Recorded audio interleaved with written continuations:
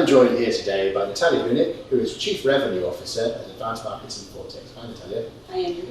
Regulation, in fact, regulation technology, so-called regtech, is the new fintech in a way. And there's been a specific development within Advanced Markets and Fintech alongside Pavel Kishniak, who I sat with recently in Cyprus and discussed at length RTS 27 and 28, and he elaborated in great detail on it. Right. And actually now it's gone one step further.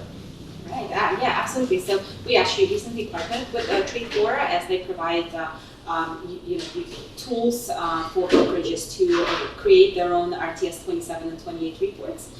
It is a huge burden on many brokers, and any regulation always favors incumbents. Just the same with the RTS reports. Many brokers, many smaller size brokers, just don't have tools in place to be able to produce those. And they're bewildered by it as well. Absolutely, it's a massive data exercise. It's massive data crunching, and a lot of them just don't have capacity to save that much data that the regulator is requiring. And so I think brokers need a lot of help. I also think that regulator hasn't been really reviewing the reports as much as they should. And when they start doing that, a lot of brokers will be running around and looking for solutions like Trade4 and other regtech providing. Of course, the price point here is the most painful factor for the brokerages. They are already under massive burden from the probably decreased leverage causing lower volumes, and this is an additional expenditure. Could be a massive one if they don't have any infrastructure in place to save the ticks and save the trades and analyze them. So I think it's an absolutely big deal for the EU licensed brokers. I think it is as well, specifically those ones which might be small to medium sized based in Cyprus that come under the EU or Malta. There's some of them there. That's also in the EU. You have some large firms here in London which are at the moment pre-Brexit subject to this, but they are huge, and they've got their own trading systems and in-house support and analysts that work there. They can afford to even hire companies like, if it came down to it, Pricewaterhouse or something, they would audit the whole lot. But if you are a smallish 10, 15 person white label partner, or a medium-sized broker that's been around only 5 or 6 years, and you're now been through the regulatory reforms and now hit with this extra expense, it's a problem. Plus, understanding how to actually operate it properly, because it's a real, like you say, a data analytics and data harvesting exercise. It's got to be done by the people who know what they're doing. Yes, absolutely. And so, as a part of my review of the RTS reports, of course, Advanced Markets published one, and I was very curious, and I went online and I checked the reports of other people, other brokers that were put out, and it's not an official number, but it's coming from Capitec, which is another regtech firm, which they reported recently that more than 50% of firms are actually not reporting RTS 28. The ones that do, when I took a look at a lot of reports that are already published, and what's kind of glaring to me is the fact that they're not standardized. Clearly, brokers have no direction. So you look at the reports, and they all look different, and every broker reports some things and don't report others. The formatting is different. Placed under different URLs on their website, because it is required to be in the public domain without firewall or password. Yes. For me, it was a little bit difficult interpreting what they're trying to say in their reports. But imagine now if it's a retail investor that is supposed to use this report to be able to make better choices in trading.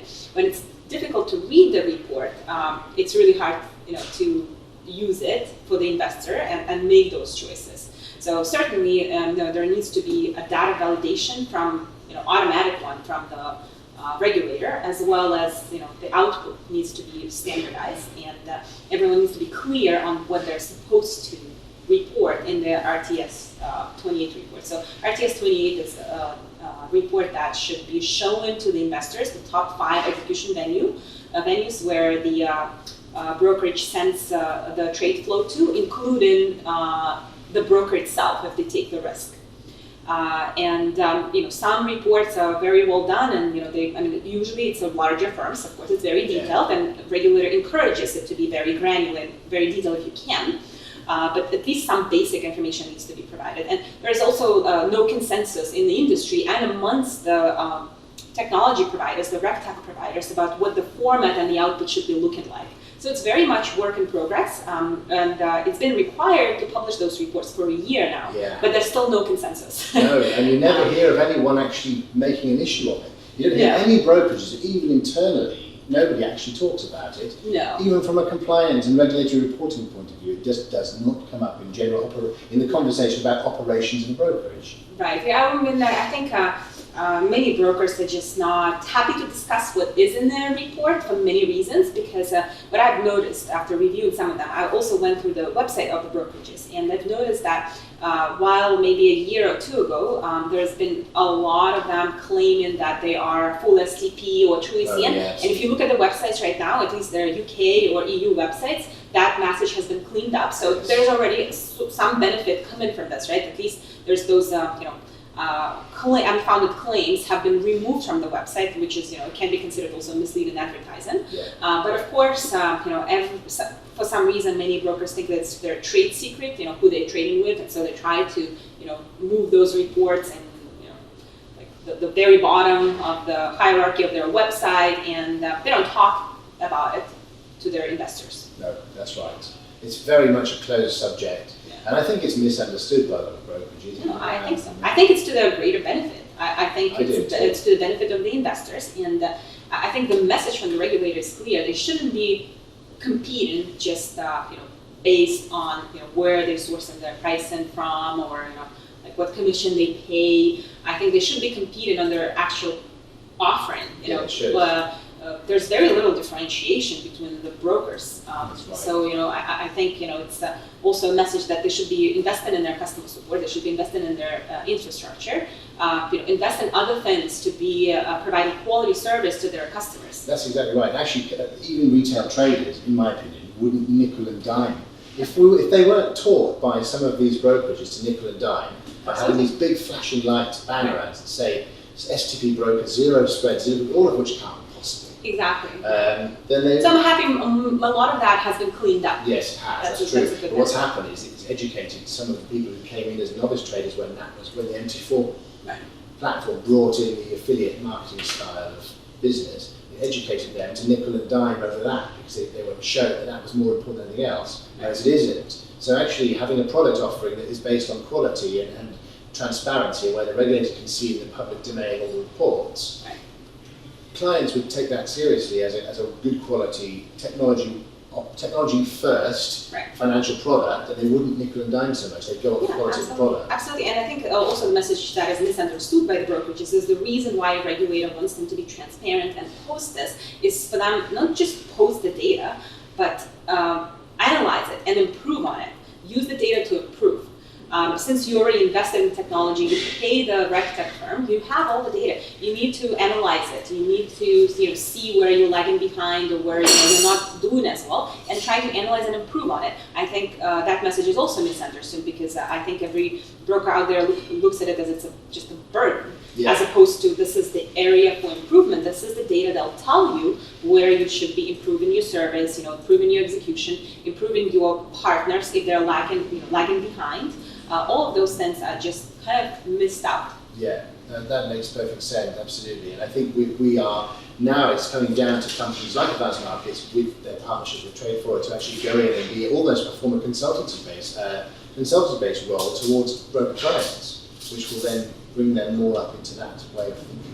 Yes, absolutely. I think the message is that this report is already a requirement. It's not going to go away. So since you are already investing your money, resources, and time into it, put it to use. Make sure that you review the data, you analyze the patterns, and perhaps you can see the extra revenue streams there, or you can see you see the ways to improve your offering, differentiate yourself. All of that is possible since you already invested the resources into producing those reports. Yeah, absolutely. Very, very interesting. I'm all for it. I think it's a great development. I think it's good that we are we see in the industry actually providers and vendors and institutional firms performing this role to help retail brokerages and other electronic trading firms get themselves into that way of thinking. So I think that's a very good thing, and I wish you well. Thank you. Thank you very much for joining us. See you soon. Thank you.